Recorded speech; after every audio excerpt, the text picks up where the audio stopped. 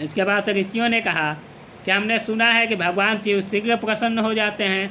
वे महान दयालु हैं, इसलिए अपने भक्तों का कष्ट नहीं देख सकते हैं। ब्रह्मा, विष्णु और महेश ये तीनों देवता शिव के ही अंग से उत्पन्न हुए हैं। उनके प्राकट्य की कथा तथा उनके विशेष चरित्रों का वर्णन कीजिए। हे प्रभु, आप उमा के आविर्भाव और विवाह की भी कथा, विशेषता उनके गार्हस्थ्य धर्म का यानी गृहस्थ धर्म का और तथा अन्य लीलाओं का भी वर्णन करके निष्पाप सूत जी हमारे प्रश्न के उत्तर में आपको यह तथा दूसरी बातों का भी अवश्य कहनी चाहिए। फिर सूत जी ने कहा कि हे मुनीश्वरों, आप लोगों ने बहुत ही उत्तम बात पूछी है। भगवान सदाशिव की कथा में आप लोगों की जो आंतरिक निष्ठा हुई है उसके लिए आप धन्यवाद के पात्र हैं।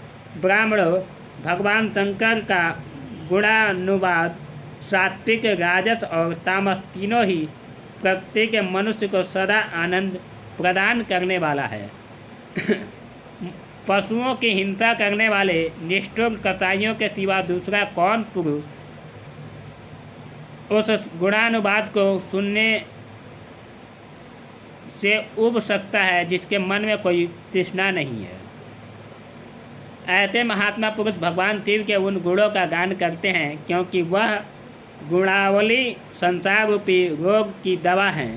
मन तथा कानों को प्रिय लगने वाली और संपूर्ण मनोरथों को देने वाली हे ब्राह्मणों, आप लोग को प्रश्न के अनुसार मैं यथाबुद्धि प्रयत्नपूर्वक शिव लीला का वर्णन करता हूँ। आप आदरपूर्वक सुने। जैसे आप लोग पूछ रहे हैं उसी प्रकार देव ऋषि नारद ने शिव रूपी भगवान विष्णु से प्रेरित होकर के अपने पिता से पूछा था।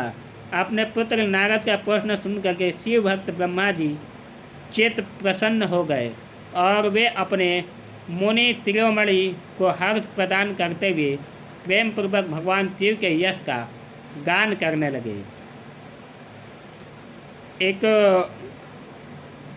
श्लोक है जिसमें बताया गया है, संभोड़ुगानुवादात् को विज्ञेन पुमान् द्विजा बिना पशुग्नम त्रिविधा जनानंदकरात् सदा गीयमानो विष्णुवित्रेण च भवभोग्य तदयोपि मनस्रोतादिरामश्च यतः सर्वार्थ सवै।